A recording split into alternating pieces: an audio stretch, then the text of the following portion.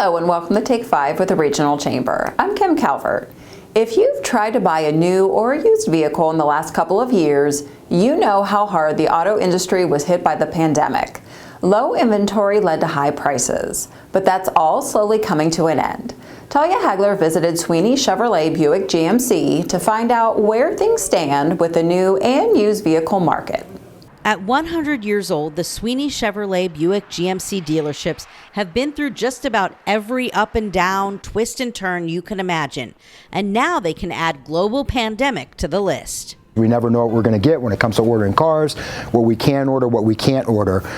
So it's been a challenging couple years, but supply has been the biggest thing, when it comes to the level of inventory that we have. Throughout the pandemic, dealerships across the country have struggled to get inventory. Sweeney executive manager and partner Bobby Stackhouse says one of the main culprits was a lack of microchips for new vehicles. There's been a lot of plants that have shut down. There's been a lot of, because of COVID, not in the United States, but overseas. So we've had challenges when it comes to, the microchips as being the biggest thing.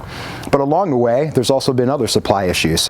With a lack of new vehicles to sell and extremely high demand, the prices and therefore trade-in values of pre-owned vehicles skyrocketed. But now that things are starting to settle down and production is up, more new vehicles can be seen on dealership lots, and prices for used cars are beginning to come down. Q3 was the biggest production for Chevy, for instance. So our levels, as you can see our lot right now, it actually looks like, we're in business. We have a couple, lines of cars out there.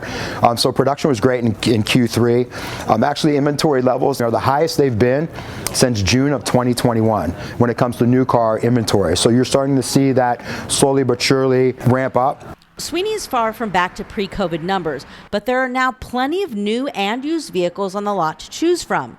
And if you prefer and you're willing to wait, you can still order exactly what you want as far as colors and amenities.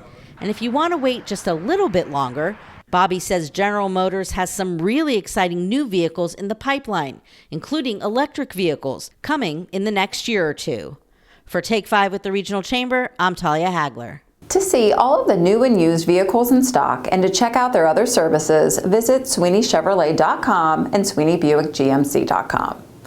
And now to a business that's working to eliminate the barriers to accessing mental health services. Insight Clinical Counseling opened in March 2020, just 1 week before the COVID shutdown, with just the owner seeing clients. Now the business has expanded to 5 locations with nearly 60 employees.